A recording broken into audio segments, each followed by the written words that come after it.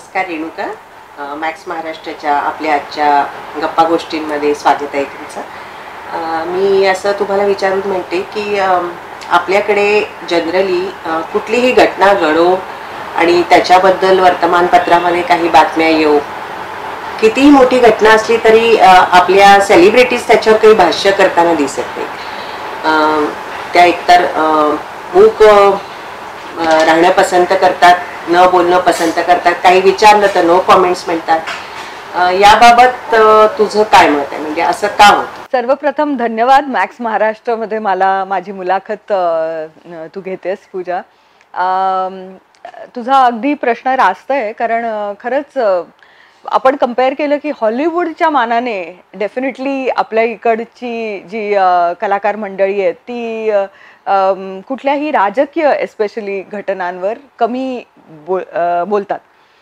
पण त्यासाठी पण एक मला वाटतं इतिहास आहे, कारण आपली जी लोकशाही आहे ती तिथल्या लोकशाहीपेक्षा थोडीशी वेगळी आहे. म्हणजे आपल्याकडे अजूनही व्यक्तिपूजन आणि म्हणजे जे समाजात खूप सत्तेवर असणारे लोक असतील, मग ती पैशाची शक्ती असो किंवा राजकीय शक्ती असो, त्यांच्या पुढे नमतं घ्यायची आपल्याला सवय आहे. अजून ती गुलाम संस्कृती आपल्यातली गेली नाही. म्हणजे ती आधी ब्रिटिशर्ससाठी होती, आता ती जे आपल्यावर सत्ता गाजवतात त्यांच्यासाठी आहे. आणि अनेक वेळा असं आपण पाहिलेलं आहे की चित्रपट हा व्यवसाय जो आहे तो खूप अवलंबून असतो चांगल्या पब्लिसिटीवर किंवा चांगल्या वर्ड ऑफ माउथवर, आणि त्याच्यामध्ये खूप लोकांचं म्हणजे जे भवितव्य आहे ते अवलंबून असतं. एस्पेशली जे प्रोड्युसर फायनान्सर असतात ते तर अनेकदा खूप कष्टाने चित्रपट उभे करतात, खूप करोड त्याच्यावर खर्च करतात. तर अशी एक कुठल्या तरी राजकीय पक्षाने त्याचा विरोध करून त्याचा रिलीज स्टॉल करणं, किंवा जो मेन अभिनेता असेल किंवा अभिनेत्री असेल त्यांच्या कुठल्या तरी भाष्यामुळे त्या पूर्ण चित्रपटाचा व्यवहार सफर करू, हे आपण आधी पाहिलेलं आहे. त्यामुळे मला वाटतं कुठेतरी एक भीड आहे कलाकारांमध्ये की आपण उत्स्फूर्तपणे जर कुठल्याही याला रिॲक्ट झालो, नैसर्गिक पद्धतीने जसं आपण फुलांना आणि निसर्गाला रिॲक्ट करतो किंवा आपल्या म्हणजे व्यक्तिगत आयुष्याबद्दल अनेकदा बोलतो की आपण इकडे गेलो, हे सेलिब्रेट केलं, तसं आपण जी आपली राजकीय मतं आहेत ती मांडायला तयार नसतो. आणि त्यामुळे मी पूर्णपणे कलाकारांना ब्लेम नाही करणार, कारण त्यांचा वाली कोणीच नसतो, ते सॉफ्ट टार्गेट असतात. सतत सगळ्या देशाचं म्हणजे जसं आपण संसारात बाईवर नैतिक जबाबदारी असते चांगलं होण्याची, तसंच म्हणजे सगळे जे काय पाप आहेत किंवा काय, तर त्याचं खापर कलाकारांवर फोडलं जातं. त्यामुळे मला वाटतं की कुठेतरी ते बोलत नाहीत आणि मी त्यांना दोष देणार नाही, कारण जे कलाकार बोलतात त्यांना जे ट्रोलिंग सहन करावं लागतं ते म्हणजे सामान्य लोकांना जमण्यासारखं नाहीये, हे नक्कीच, कारण स्वतःचा अनुभव आहे त्यामुळे मी सांगते. काही कलाकार राजकीय पक्षांच्या व्यासपीठावर दिसतात, प्रमोशन होतं त्यांचं, प्रत्यक्ष प्रचारात उतरतात. तर कलाकारांनी राजकीय रिंगणात उतरणं कितपत योग्य आहे असं तुला वाटतं? मला म्हणशील तर मी स्वतः ते करणार नाही किंवा करत नाही. कुठलाही पक्ष असो, माझं समर्थन त्या पक्षाला असलं तरीही मी त्यांच्या कार्यक्रमांना समर्थन देत नाही, कारण मला असं वाटतं की आपण एक नागरिक म्हणून इम्पार्शल असलं पाहिजे. आणि मग तुमचं मत जेव्हा द्यायची वेळ येईल तेव्हा तुम्ही ते सिक्रेटली करावं, म्हणजे त्याच्यामध्ये मग कोणाची दखल नको असली पाहिजे. पण अनेक असे पण कलाकार आहेत जे सगळ्यांच्या मंचावर उपस्थित असतात, किंवा अनेकदा असंही होतं जे थोडंसं आमच्यासाठी कठीण असतं की काही मंच जे सरकारचे असतात, तर आता काही पुरस्कार जे असतात ते सरकारतर्फे असतात, ते त्या पक्षाचे नसतात, पण ते सरकार जो पक्ष त्या सत्तेवर आहे त्यावेळेला कुठेतरी त्यांचेच लोक मंचावर असतात. त्यामुळे असं एक कुठेतरी वाटतं की अरे हा कलाकार ह्या कार्यक्रमासाठी उपस्थित झाला, पण तो पुरस्कार त्यांना त्या पक्षाचं काम करण्यासाठी मिळत नसतो, ते कलाकार आहेत म्हणून मिळत असतो. तर त्याच्यामध्ये थोडीशी आपण तफावत करायला पाहिजे. अनेक असे कलाकार आहेत जे सगळ्याच म्हणजे पक्षांचे, म्हणजे त्याच्यामध्ये जर काही शिक्षणाशी संबंधित काही असेल तर मग ते कुठलाही पक्ष असो मग ते त्याला समर्थन देत असतात. तर इश्यू बेस्ड समर्थन असू शकतं आणि ते करावं. मला वाटतं एक नागरिक म्हणून आपण पण एक सिलेक्शन करतोच. पण ज्या लोकांना म्हणजे खरंच समर्थन करायची इच्छा आहे आणि त्या पक्षाचं तुम्ही म्हणजे काय म्हणतात सगळ्या गोष्टींचं तुम्ही त्यांना पब्लिसिटी देत असता किंवा त्यांच्याबद्दल चांगलं बोलता, त्यांचे कार्यक्रमांना हजर राहता, तर तोही ऍक्च्युली स्वागतार्ह आहे. कारण तुम्ही लोकशाहीत आहात आणि त्याच्यामध्ये अभिव्यक्ती जी आहे त्याची स्वतंत्रता तुम्हाला असली पाहिजे. पण मी म्हणते की जे सत्तेत आहेत त्यांच्या पक्षात बोलणारे जे कलाकार आहेत त्यांना मग ट्रोल केलं जात नाही आणि जे तुमच्या विरुद्ध बोलणारे आहेत त्यांना ट्रोल केलं जातं. मग ही संस्कृती मला कुठेतरी अमान्य वाटते की मग त्याचंही स्वागत असायला पाहिजे ना. काहीच हरकत नाही की तुमचं ते मत आहे. काही कलाकार आहेत ते तुमच्या बरोबर आहेत, काही लोक विरोधात आहेत. सो व्हॉट, लोकशाही आहे ना. असं मला वाटतं कुठेतरी की रेणुका ट्रोलची भीती वाटत नाही? म्हणजे बऱ्याचदा आम्ही तुला बघितलं अगदी बेधडक तुझी विधानं असतात, म्हणजे कसलाही मुलाहिजा न बाळगता अगदी you speak to your mind always. ट्रोलिंगची भीती नाही वाटत का? मला ऍक्च्युली आधी मला आश्चर्य वाटायचं कारण तेव्हा मला ह्या ट्रोल संस्कृतीचा खरा म्हणजे मला माहिती नव्हतं की हे राजकीय पक्ष, म्हणजे हे मी फक्त सत्ताधारी नाही म्हणत आहे, विपक्षातले पण जे अनेक आहेत त्यांचे ट्रोल्स आहेत, म्हणजे पाळलेले ट्रोल्स असतात समाज माध्यमांवर. हे मला माहिती नव्हतं आधी. मला खूप वेळा मी ट्रोल झाल्यानंतर मला कळायला लागलं की अरेच्या एकाच प्रकारचे ट्विट्स असतात मग एका पाठोपाठ एक, आणि ते एकाच प्रकारच्या म्हणजे इवन शब्द त्यांचा वापर असतो किंवा विचार त्यांचे एकसारखेच असतात. आता तू मला सांग पूजा, आपण एका घरातली माणसं सुद्धा एकमेकांची अनेकदा आपली मतं जुळत नाहीत, तर एकाच टाईपची मतं असणारी इतकी लोक जर ट्रोल करत असतील तर मग त्याच्या मागे कुठेतरी आपल्याला प्रश्नचिन्ह पडतो की नाही, कोणीतरी त्यांना सांगितलंय की हे अशा मजकुराचं तुम्ही ट्रोल करा आणि ह्या बाईच्या पाठी जा. तर ते माझ्या बरोबर झालं. ते मला कळल्यानंतर, त्याचं आकलन झाल्यानंतर मला त्यांची दया यायला लागली. आधी कसं मी त्यांना कन्व्हिन्स करू पाहत होते की मला असं वाटायचं की विचारांचं आदान प्रदान व्हायलाच पाहिजे लोकशाहीमध्ये, आणि असं गरजेचं नाहीये की मी जे म्हणते ते पूर्ण सत्य आहे. मला अनेक गोष्टी माहिती नाहीयेत, तुम्ही मला एड्युकेट करा. जर माझं मत त्याच्यामुळे मला वाटलं की नाही हे मी बोलले ते बरोबर नाहीये तर मी मान्य करेन माझी चूक.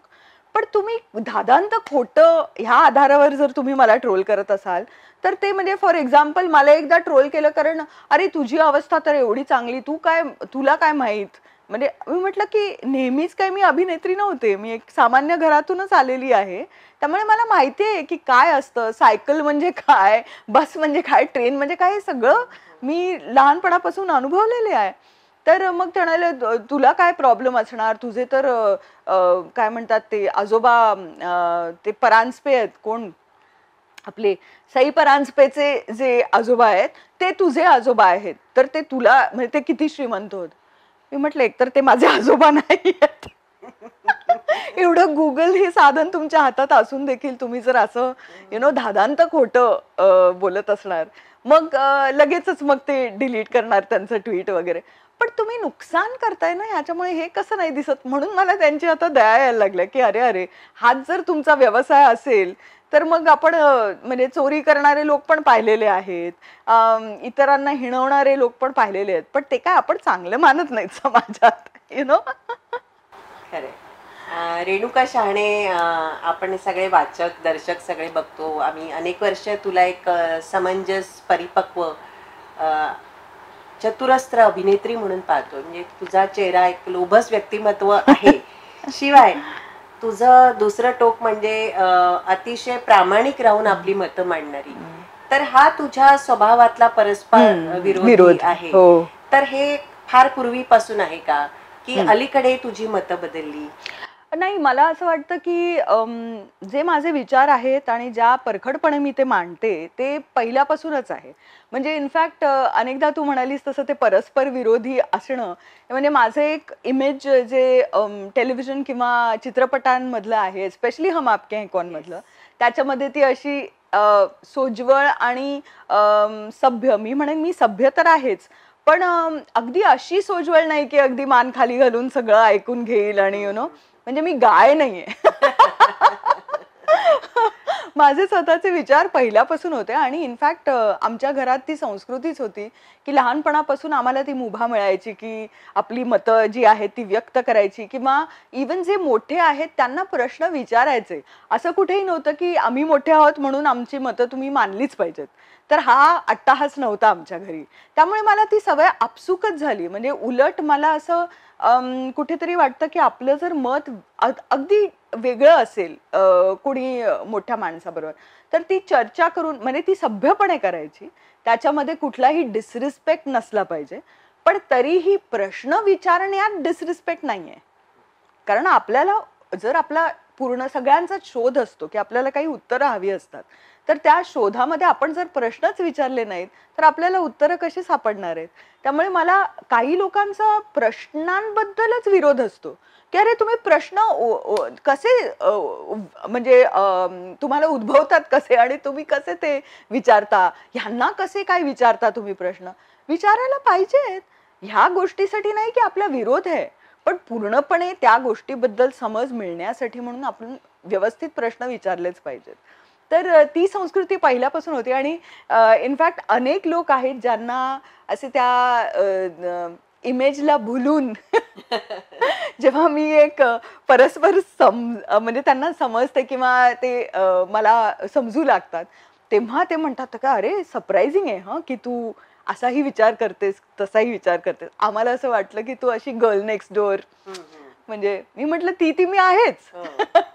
पण हे माझ्यातलं अंग पण आहे जे कमी लोकांना म्हणजे आताच समाज माध्यमातून कळलेलं आहे. आधी लोकांना एवढं पुरेसं माहिती नव्हतं. कधी कधी मुलाखतींतून कळायचं, मग त्यांना धक्का बसायचा. काही लोकांना गोड धक्का बसायचा, काही लोकांना फारच मोठा धक्का बसायचा. रेणुका, तुझ्या घरात म्हणजे काय सिच्युएशन आहे? तुझी काही मतं ठाम आहेत जी आम्ही वेळोवेळी पाहतोय. राजकीय भूमिका म्हणशील तर तिथेही तू अगदी ताठर कणखर भूमिका घेते. आशुतोष राणा एक प्रसिद्ध अभिनेते आहेत, त्यांनाही त्यांची मतं आहेत, नाही का? अगदी. घरामध्ये 2 प्लॅटफॉर्म निर्माण होतात का? काय परिस्थिती आहे? लकीली नाही होत. म्हणजे आमची म्हणण्याची पद्धत वेगवेगळी आहे. म्हणजे आणि मला वाटतं कुठेतरी तो हिंदी आणि मराठी यातला फरक आहे. कारण हिंदी जे लोक आहेत असा माझा अनुभव आहे की ते थोडं डायरेक्ट बोलत नाहीत. थोडं जिलबीसारखं त्याच्यामध्ये चांगलं चासणीमध्ये घोळून वगैरे असं ते बोलतात तेच. पण ते जरा वेगळ्या पद्धतीने. आणि माझं म्हणजे मराठी असल्यामुळे रोखठोक की जे आहे ते सरळपणे मारायचं, हाणायचं किंवा बोलायचं तर ती कुठेतरी संस्कृतीतला तो फरक आहे. पण मला वाटतं की बेसिक जी आमची मूल्य आहेत ती एक आहेत आणि ती मला वाटतं फार महत्वाची आहेत. कारण नाहीतर तुमचं म्हणजे महायुद्ध घरातच सुरू होतं, जे अगदीच नकोसं होतं. म्हणजे या बेसिक व्हॅल्यूज बद्दल तरी मतांतर नसायला पाहिजे नवरा बायकोमध्ये. आणि त्याचा फारच दुष्परिणाम मला वाटतं मुलांवर होतो. कारण मग तुमचं घरातच तुम्ही जर आई वडिलांनाच एवढं एकमेकांविरुद्ध बोलताना दिसता, तर मग बाहेरच्या लोकांची तुम्ही का कदर कराल? तर त्यामुळे ते लकीली माझ्यासाठी आहे की कितीही आमचे अप्रोच वेगळा असला तरी आमचा म्हणजे पाया तोच आहे किंवा तेच संस्कार आहेत आणि तीच मतं आहेत. तर ती मांडण्याची पद्धत मात्र डेफिनेटली वेगळी आहे. मुलांची जडणघडण रेणुका, तू आणि आशुतोषजी कसे करताय? म्हणजे आज बऱ्याच सेलिब्रिटींची मुलं सुद्धा ट्रोल होताना दिसतात आणि विशेषतः पॅपराझीज त्यांच्या मागे लागतात, जिथे जातील तिथे त्यांचे फोटोग्राफ्स घेतात. अशा परिस्थितीमध्ये तुझी दोन्ही मुलं म्हणजे खरंच त्यांचं व्यक्तिमत्व अगदी राजस आहे, तरी सुद्धा ती तेवढी अशी अवेलेबल दिसत नाही. याच्या मागे काय तुमचा विशिष्ट अप्रोच आहे का? एक तर एक नैसर्गिकरित्या त्यांना आमच्या प्रोफेशन बद्दल काहीच अप्रूप नाहीये किंवा आकर्षण नाहीये. आणि आम्ही दोघंही ज्या पद्धतीचे व्यक्ती आहोत, तर आमचं प्रोफेशन आम्ही आमच्या घरात कधीच आणलेलं नाहीये. म्हणजे आम्ही ग्लॅमरस नाही आहोत. म्हणजे आमच्या घरी जे लोक येतात ते अगदी साधारण आमचे जे खूप जवळचे मित्रमैत्रिणी असतील किंवा कामासाठी बोलवलेले लोक असतात किंवा मग घरचेच लोक असतात. सगळ्यात जास्त आमचे घरचेच लोक येतात आमच्या घरी. तर त्यांनी लहानपणापासून तेच पाहिलंय वातावरण आणि तेच वातावरण आम्हाला पण हवं होतं कारण आम्ही त्याच वातावरणात वाढलो. त्यामुळे वेगळं काही आपल्या घरात म्हणजे असं करायला पाहिजे असं आम्हाला कधीच वाटलं नाही. दुसरी गोष्ट म्हणजे एक कुठेतरी भय पण आहे. कारण सगळ्यांना माहिती असतात की कोणाची मुलं कोण आहेत. कुठेतरी समाज माध्यमांमधून त्यांचे चेहरे पण लोकांना परिचित आहेत. तर त्यामुळे आम्ही थोडेसे जास्त प्रोटेक्टिव्ह आहोत त्यांच्या बाबतीत. म्हणजे त्यांना अगदी खुली छूट अशी दिलेली नाहीये आणि लकीली आम्हाला त्यांनी ती घेतली पण नाहीये. कारण आजकाल बाहेरचे इन्फ्लुएन्सेस इतके अगदी नैसर्गिक पद्धतीने येत असतात आपल्या घरात. इंटरनेट, हा स्मार्टफोन्स आपल्या हातातले, हे सगळे जे काही म्हणजे येतात बाहेरचे इन्फ्लुएन्सेस, ते आपल्याला खूप ब्रँड कॉन्शियस आणि विचित्र असे घडवू शकतात. यु नो, तसं ते नाही येत आणि ते मी श्रेय त्यांनाच देईन. कारण यु नो, आम्ही काही असं वेगळं किंवा स्पेशल केलेलं नाही. आम्ही जसे आहोत तसेच राहिलो आणि कदाचित आपण म्हणतो की आई-वडिलांना बघून मुलं शिकतात. तर ते आपोआपच होत गेलं. म्हणजे त्याच्यासाठी काही आम्ही स्पेशल केलं नाही. पण हे नक्की आहे की आम्ही थोडेसे ओव्हर प्रोटेक्टिव्ह आहोत. त्यांना खूप असं एक्सपोज आम्ही केलेलं नाहीये अजून. ग्लॅमरच्या दुनियेबाबत आम्ही असं काही आकर्षण क्रिएट पण नाही केलेलं किंवा आम्ही असंही नाही म्हटलेलं की बाबा आपण ह्या लोकॅलिटीमध्ये जायचं नाही किंवा हे मित्र करू नका कारण ते ह्या पद्धतीचे नाहीत वगैरे, असं आम्ही काहीच केलेलं नाहीये. त्यामुळे त्यांचे मित्रही खूप छान असे यु नो सगळ्या प्रकारचे आहेत, विविध रंग आहेत त्यांच्यामध्ये आणि तसंच आम्हाला वातावरण कंटिन्यू करायचं आहे. आणि त्यामुळे ते जरा मला वाटतं मुलांच्या वयाच्या मानाने ते तसे इनोसेंटच आहेत. म्हणजे आपल्याला अनेक मुलांना बघून असं हल्ली 7-8 वर्षाच्या मुलांना बघून वाटतं, वॉव! चमत्कारी अशी त्यांची एक बुद्धी आहे आणि यु नो वंडर किड्स. हां. आणि काहीतरी एक्सेप्शनल टॅलेंटेड असतात ते तर वेगळेच, पण इव्हन एक ॲडल्ट म्हणजे परिपक्व होणं फार लवकर, ते आपण मुलांमध्ये हल्ली खूप पाहतो. तशी नाही आहेत माझे दोन्ही मुलगे. त्यामुळे ते कुठेतरी अजूनही ते लहानच आहेत त्या मानाने and that's a good thing. म्हणजे असं मला वाटतं की त्यांची लेट जरा झाली समाजात यु नो वावरण्याची कला वगैरे लेट डेव्हलप झाली तरी चालेल मला. मी जरा सुरक्षित वाटतं मला स्वतःला. रेणुका, तुझं वाचन अफाट आहे. हम्म. तुझ्या आई शांता गोखले त्या तर प्रचंड बुद्धिमान स्त्री आहेत. त्यांचं वाचन लिखाण चालूच आहे. तुझंही वाचन लिखाण भरपूर असतं. त्याचप्रमाणे आशुतोष सुद्धा खूप म्हणजे बोलतानाच जाणवतो किती बहुश्रुत आणि वाचन प्रगाढ असलेली व्यक्ती आहे. मुलांना वाचनाची आवड किंवा ह्या सगळ्या एक चांगल्या सुसंस्कारांची जी बीज आहे ते तू कसं त्यांना डेव्हलप करतेस? मी ना वाचनाची आवड निर्माण करायची खूप म्हणजे खूप प्रयत्न केले लहानपणापासून. कारण वाचन आई काय किंवा मी काय गोष्टी सांगणं, गोष्टी वाचून दाखवणं, पुस्तकं घरी असणं, ते आजूबाजूला असणं, त्याच्यावरचं म्हणजे जे महत्त्व आम्हाला आमच्या आयुष्यात पुस्तकांचं वाटतं तेच त्यांच्यामध्ये एक डेव्हलप करणं, हे खूप प्रयत्न केला. पण त्या दोघांनाही वाचन संस्कृती अजिबातच नाही.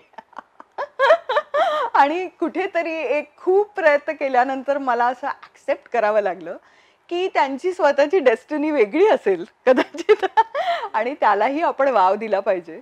म्हणजे हेच मी म्हणते ना की घरातच आपल्याला कळतं की बाबा काही लोकांना ह्याबद्दल नाही आहे आकर्षण, तर आपण ते जबरदस्ती नाही त्यांच्यामध्ये बिंबवू शकत. पण असंही मला वाटतं की आमच्याकडे जी पुस्तकं आहेत वगैरे, त्यांना कधी ॲटलिस्ट एक्सपोजर आहे की त्यांना कधी वाटलं की नाही हे आपले खूप चांगले मित्र होऊ शकतात पुस्तकं, तर मग ते अवेलेबल आहेत. म्हणजे असं नाही की त्यांना पहिल्यापासून सुरुवात करावी लागेल. तर एवढंच माझं म्हणणं आहे की कदाचित लेट ब्लूमर्स असतात. अनेक लोकांना नंतर वाचनाची खूप हौस निर्माण होते. तर थोडंसं ह्या गॅजेट्सकडे त्यांचं लक्ष हल्ली जास्त आहे टीनेजर्स असल्यामुळे. पण मला पूर्ण विश्वास आहे की त्यांची जी संस्कृती आहे आमच्या घरातली ती कुठे ना कुठेतरी त्यांच्यामध्ये ऑलरेडी असणार आणि ती बाहेर फक्त यायचा वेळ अजून आलेला नाहीये. कमिंग बॅक टू तुझी परखड भूमिका, कधी तुला तुझ्या जवळच्या फिल्म कलिग्सने, मैत्रिणींनी कधी तुला असा उपदेश किंवा इनडायरेक्टली सांगितलंय का की रेणुका तू खूप स्पष्ट व्यक्ती आहेस, तर थोडस बॅकफूटला जा, असं काही कधी घडलंय का? हो येस. म्हणजे मला आठवतं मनसेच्या बाबतीत मी जेव्हा लिहिलं होतं, तेव्हा एस्पेशली माझ्या ज्या मराठी अभिनेत्री ज्या माझ्या खूप चांगल्या सख्ख्या मैत्रिणी आहेत, त्यांनी एकतर आधी म्हणजे खूप त्यांना भीती वाटत होती. कारण आणि ती काही म्हणजे त्यांची रास्तच आहे असं मला वाटतं. कारण राजकीय कार्यकर्ते जे असतात ना, त्यांना भान राहत नाही. म्हणजे ऍक्च्युली करणारे मोठे राजकीय कधीच नसतात बघ. ते फक्त जा छू असं म्हणतात आणि बिचारे कार्यकर्ते त्याच्यात अडकतात आणि त्यांना कळत नाही की त्यांना मग नंतरचं जे काही आहे ते त्यांना स्वतःला लढावं लागणार. त्यांचा वाली कोणी त्यावेळेला उभं राहणार नाही. पण तरी ते त्यावेळेला नाही, कारण ते इतके व्यक्तिपूजक असतात आणि त्यांना इतकं ते हवं असतं की ते करतात असलं काहीतरी. त्यामुळे आपल्याला ती भीती वाटते की कोणी उठून काही करू शकतं. तुम्ही कुठे जाता बाहेर, एकदम अचानक कोणी काही केलं तर वगैरे. तर त्या भीतीपोटी नक्कीच माझ्या मैत्रिणींनी मला सल्ला दिला की काय तुझं जे काही चाललंय ते आता बस कर. कारण मुलं आहेत आणि खरंच म्हणजे मुलं नसती तर मी डेफिनेटली जास्त निर्भीड झाले असते. मी जास्त भाष्य केलं असतं. पण मला वाटतं की मी तो सल्ला घेतला पण. आणि मी अनेक वेळा माझ्या असं म्हणजे अ, आता मी तोंडावर म्हणणार नाही, जिभेवर म्हणणार नाही, पण माझ्या बोटांवर असतं की मी काहीतरी लिहू आणि मी स्वतःला थांबवते. त्यामुळे ते झालंय चिंतेपोटी डेफिनेटली. आणि असंही म्हटलं गेलंय की तुला काम मिळणं बंद होईल. कारण म्हणजे कुठेतरी असतं ना सुप्त पद्धतीने की बाबा नको, मग तिचे विचार वेगळे आहेत, तर तिला कशाला घ्यायला पाहिजे वगैरे. त्यामुळे त्याला पण म्हणजे त्याचाही मी स्वीकार करते. कारण जर तुम्ही परखडपणे कुठलीही भूमिका मांडलीत, तर तेवढा तुम्ही स्वीकारायला पाहिजे की लोक असतीलच जे म्हणतील की नाही ह्यांच्याबरोबर आम्हाला काम करायचं नाही. करेक्ट आहे. काही हरकत नाही.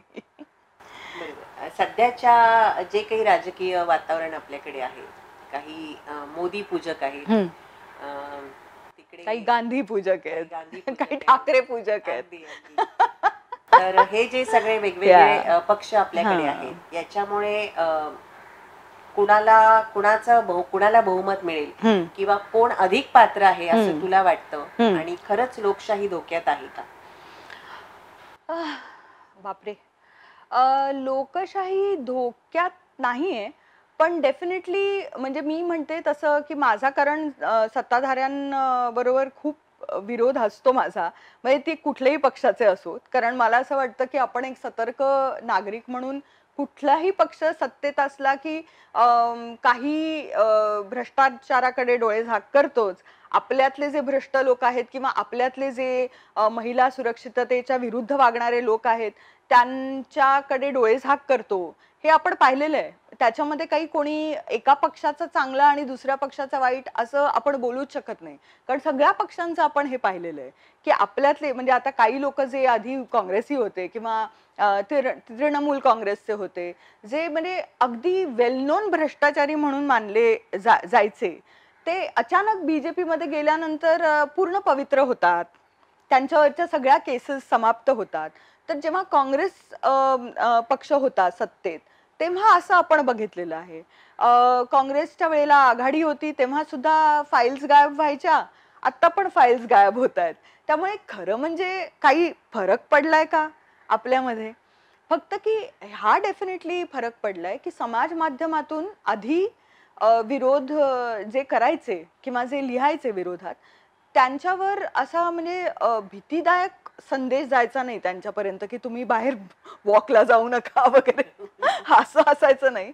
ते आता कुठेतरी डेफिनेटली जाणवतं.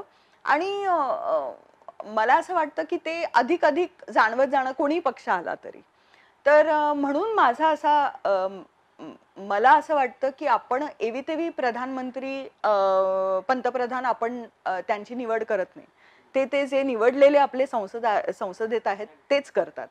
तर आपल्या लोकॅलिटीमध्ये ज्या पक्षाने सगळ्यात उचित काम केलेलं असेल त्या आपण जे उमेदवार आहेत त्यांना आपण वोट द्यायला पाहिजे. म्हणजे आपल्या संसदेत किमान ॲटलिस्ट चांगले उमेदवार जातील, तर कुठल्याही पक्षाचे असो, तर ते चांगलं काम आपल्याला दिसलं पाहिजे. किंवा ज्या नेत्यांचे च्या विरुद्ध खूप अगदी गंभीर गुन्हे आहेत त्यांना निवडून आणलं नाही पाहिजे. किंवा महिले विरुद्ध ज्यांनी काही लैंगिक शोषणाचे ज्यांच्यावर आरोप सिद्ध नसतील झाले पण लागलेले आहेत आणि अनेक महिलांनी केलेले आहेत, तर त्यांना डेफिनेटली आपण निवडून आणू नये. अशा काही आपले निकष असले पाहिजेत अक्रॉस पक्ष. मग ज्या पक्षाला बहुमत मिळेल तोच लोकशाहीत नक्कीच सत्ताधारी पक्ष होणार. पण आपण निवडून द्यायला पाहिजेत चांगले उमेदवार. म्हणजे संसदेत चांगले लोक असतील ते भले कुठल्याही पक्षाचे असो, मग ते चांगले लोक आहेत ते चांगलंच काम करणार. जर तुम्ही विचित्र आणि घाणेरड्या म्हणजे पद्धतीचे लोक निवडून घेतले तर तुम्हाला घाणेरडं आणि चुकीचेच लोक मिळणार तुमच्यावर सत्ता गाजवणारे. तर हे आपण कुठेतरी एक नागरिक म्हणून सतर्क राहायला पाहिजे. मला डेफिनेटली वाटतं की ह्या सत्ताधारी पक्षात भीतीचं वातावरण थोडंसं जास्त आहे, जे नको असायला. लोकशाहीत प्रजातंत्र आहे, तर प्रजेचं जे मत आहे त्याचा स्वीकार तुम्ही करा, ॲज लॉंग एज ते असभ्य नसेल, अश्लील नसेल. पण तुम्हीच जर अश्लील आणि असभ्य लोकांना फॉलो करून त्यांना ट्रोलिंग करायला पैसे दिलेत आणि ती तुमची बेरोजगारी हटवण्याची पद्धत जर असेल तर ती मला अमान्यच आहे. ते बरोबर नाही. आणि तो कुठलाही पक्ष जर हे वापरत असेल तर तो पक्ष अमान्य आहे मला.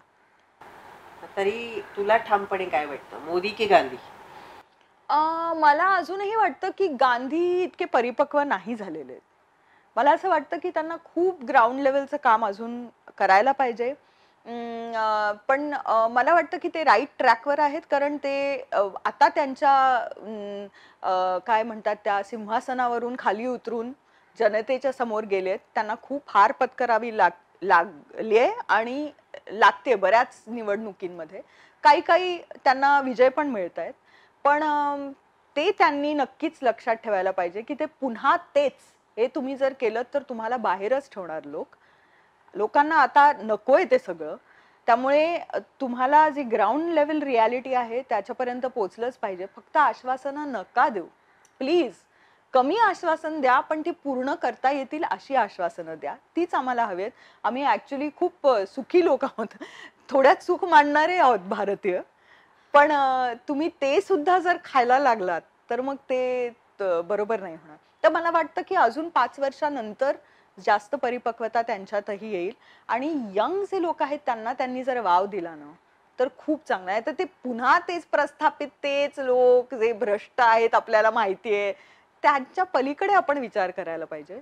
काँग्रेसने गांधींच्या पलीकडे विचार करायला पाहिजे. अनेक चांगले लोक आहेत त्यांच्याकडे, त्यांना प्रोत्साहन देऊन त्यांना प्राईम मिनिस्टर कॅन्डिडेट घोषित करायला पाहिजे.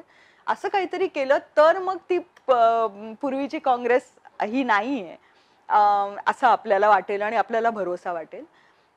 दुसरी गोष्ट म्हणजे मला असंही वाटतं की कुठेतरी जी त्यांच्यावर कधी कधी चुकीचे आरोप केले गेलेले आहेत, ज्याच्यातून ते अजून स्वतःला मुक्त करू शकलेले नाहीयेत, त्याच्याबद्दल पण त्यांनी एक परसेप्शन गेम जो असतो तो अजून त्यांनी त्याच्यावर मात केलेली नाहीये. तर त्याच्याबद्दल सुद्धा एक खूप चांगला विचार झाला पाहिजे. पण मी हे नक्कीच म्हणेन की ज्या पद्धतीने ते म्हणजे थोडंसं एकत्र सगळ्यांना घेऊन जायची त्यांची भावना आहे ती जर भाजपमध्ये दिसली तर मला खूप आवडेल. मला असं वाटतं की कुठेतरी ते एक मी राजा माझा वजीर आणि बाकी कोणी काहीच नाही. तर भाजपमध्ये पण अत्यंत उत्तम नेते आहेत पण त्यांना कुठेतरी त्यांच्या ह्याच्यात दाबलं गेलेलं आहे असं मला वाटतं, जे नको व्हायला. त्यामुळे मी मोदी पूजक नाहीये आणि भक्त तर अजिबातच नाहीये, कारण माझ्यात व्यक्तिपूजनच नाहीये. मी कुठलाही व्यक्ती तिकडे त्या पोस्टला जर असला तर सगळ्यात जास्त प्रश्न मी त्यांनाच विचारेन, कारण the boss has to answer. मी काही म्हणजे प्रोड्युसरचं जे म्हणणं आहे त्याच्या विरोधात जाऊन मी प्यूनला नाही विचारणार प्रश्न की असं का होतंय, किंवा स्पॉट बॉयला नाही विचारणार की अरे आज क्यों नाही आहे खाना अच्छा, तर त्याचं नाही आहे, म्हणजे जे बॉसनी सांगितलंय तेच तो करेल ना. तर मग आपण प्रश्न टॉप बॉसलाच विचारले पाहिजेत असं मला वाटतं. आणि आपली ती जी गुलाम संस्कृती आहे नागरिक म्हणून, ती आपण कुठेतरी सोडून दिली पाहिजे आणि जाब विचारले पाहिजेत. म्हणजेच आपल्याला एक खूप चांगलं रामराज्य मिळेल ऍक्च्युली. खरंय. स्त्रियांच्या सुरक्षितेसाठी काय करता येईल, जो पक्ष निवडून येईल असं तुला ठामपणे वाटतं? मी हे मान्य करते की आपल्याकडे सुरक्षा बल म्हणजे पोलीस एस्पेशली ज्या पद्धतीने आपली लोकसंख्या आहे त्या पद्धतीने खूप कमी आहे. तर म्हणजे जिथे आपलं बल कमी पडतं तिकडे मला वाटतं कुठेतरी युक्ती आपली खूप जास्त असली पाहिजे. तर आपण काहीतरी असं करायला पाहिजे म्हणजे जे लोकांना सुद्धा त्याच्यामध्ये थोडंसं नॉट व्हिजिलॅन्टिझम म्हणजे तिकडे जाऊन माणसाला पकडून त्याला म्हणजे ट्रायल पण मिळू नये आणि तुम्ही त्याला मारूनच टाकलं तर मग त्याचा काही अर्थच नाहीये. म्हणजे कायदा कानून काही त्याला अर्थच नाही, न्यायच नाही होत मग त्याच्यात. पण मला असं वाटतं की कुठेतरी एक जागरूक नागरिक असणं आणि एस्पेशली महिला आणि मुलं ह्यांच्या संदर्भात असणं हे फार गरजेचं आहे. कारण सगळीकडे पोलीस पोलीस नाही पोहोचू शकत. तर ती जी एक इंटरलिंक्ड असते ना की पोलीस आणि जनता, आता कोण आपल्याकडे जवळपास जे पोलीस स्टेशन आहे त्याच्यातले पोलीस कोण आहेत हे लोकांना दिसले पाहिजेत. मोठे जे वरिष्ठ अधिकारी आहेत त्यांनी वेगवेगळ्या म्हणजे लोकांचे एक टॉक घेतला पाहिजे, एक संभाषण सुरू झालं पाहिजे की आम्ही तुमच्यासाठी तुमच्या सुरक्षिततेसाठी आहोत, पण हे आमचे चेहरे, आम्ही आहोत तुमच्या पाठीशी. तर हे कुठेतरी आपण एक असं अलिप्त असतात ते ते त्यांचं त्यांचं काम करत असतात. त्यांचं काम आपल्याला माहिती नसतं. आपण काय करत असतो आपल्याला वाटतं बापरे नको पोलिसांकडे जाणं. तर ही सगळी मोडायला पाहिजे.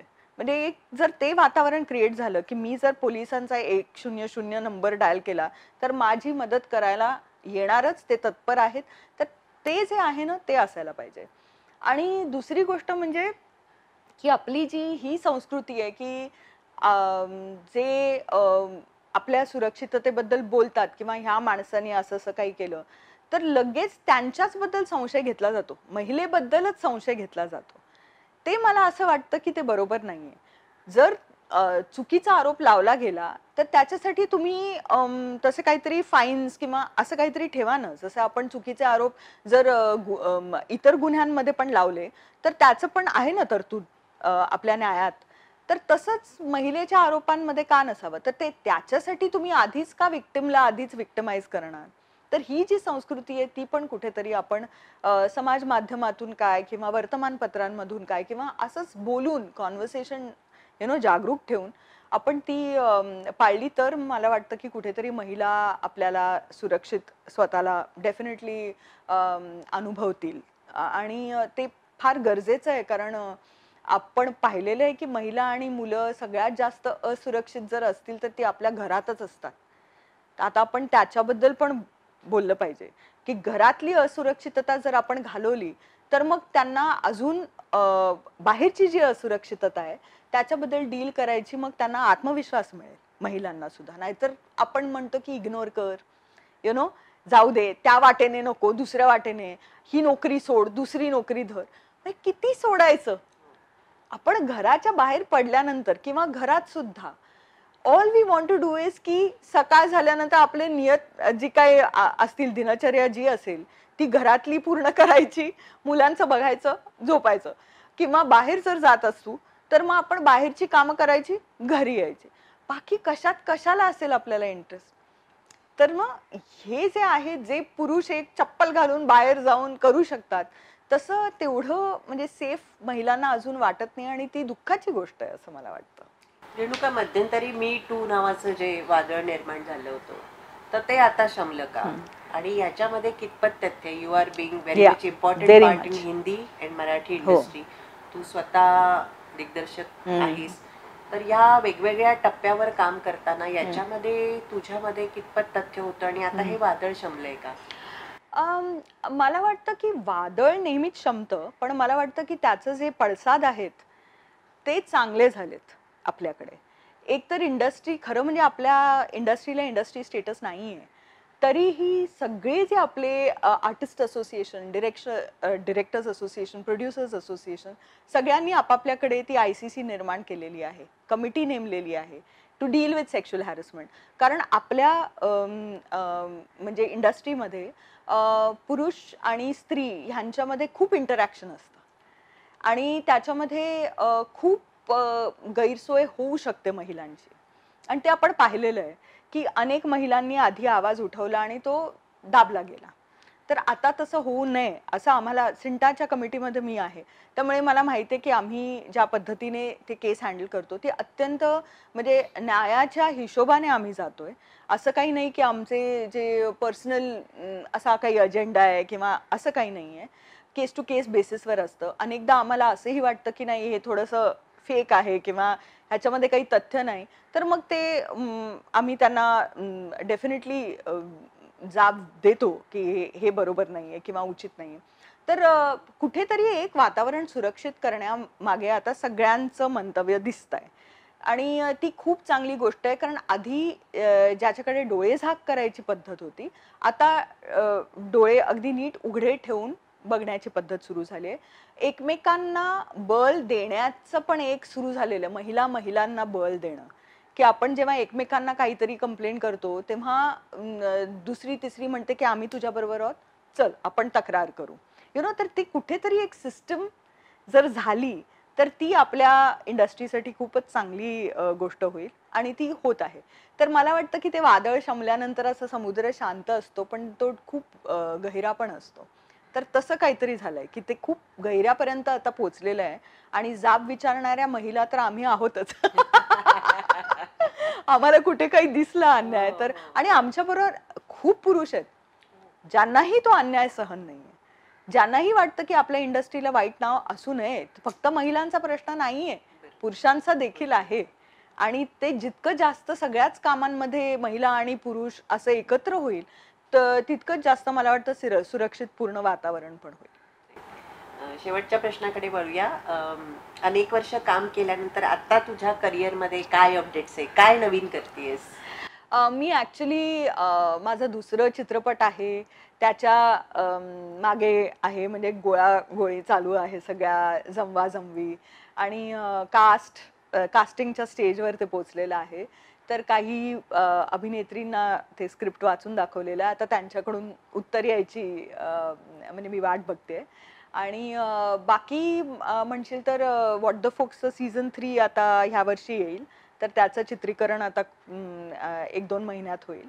आणि बाकी मी काही असं काही लाँग टर्म घेत नाही आहे, कारण मला माझ्यासाठी म्हणजे चित्रपटासाठी मला वेळ ह्या वर्षी द्यायचा आहे. त्यामुळे मी स्वतःला त्याच्यासाठी सुरक्षित ठेवते वेळ. पण हे मेन आहे माझा ह्या वर्षीचा प्लॅन हाच आहे की माझं दुसरं चित्रपट ॲटलीस्ट फ्लोअरवर जावं आणि ते मी डिरेक्ट करावं, कारण ते माझं पॅशन आहे अक्षरशः. म्हणजे स्त्री केंद्रीय भूमिका, स्त्री केंद्रीयच आहेत. 3 अत्यंत जबरदस्त स्त्री भूमिका आहेत त्याच्यात. आणि त्याच्यामध्ये शबाना आझमी आणि मिथिला पालकरचं ऑलरेडी कास्टिंग झालंय. हां, तर सेंट्रल तिसरी जी म्हणजे मधली भूमिका आहे त्या नटीचं अजून कास्टिंग व्हायचं आहे. हा चित्रपट हिंदी की मराठी? खरं म्हणजे इंग्लिश, मराठी, हिंदी असं आहे. म्हणजे जास्त इंग्लिश आहे त्याच्यामध्ये, इंग्लिश बोलणारे पात्र आहेत आणि मराठी बॅकग्राऊंडची आहे, त्यामुळे मराठी ऑफकोर्स बोलले. नाही, ती म्हणजे इंग्लिश बोलेल, पण पास्टमध्ये म्हणजे तिचा जो लहानपणीचा आहे त्याच्यामध्ये अर्थात मराठी बोललं जाईल, कारण ते आपटे आहेत त्यामुळे. आपटे जोशी असं आहे ते. पण मुंबईचे असल्यामुळे म्हणजे जे आपले इतर बाकी मित्रमैत्रिणी आणि जो माहोल आहे त्यांचा, त्याच्यामध्ये वेगवेगळे भाषी आहेत त्यांचे, म्हणजे इवन लँग्वेज मॅरेज आहे वगैरे. तर अर्थातच मग ते अगदी टोटली मराठी नाही बोलणार, पण एक मधली भाषा म्हणून इंग्लिश आणि हिंदी काही काही अगदी कमी. आम्ही रेणुकाला त्या चित्रपटात पाहणार की नाही? Behind the camera. Great talking to you. Thank you. Thank you so much. Thank you, Max Maharashtra.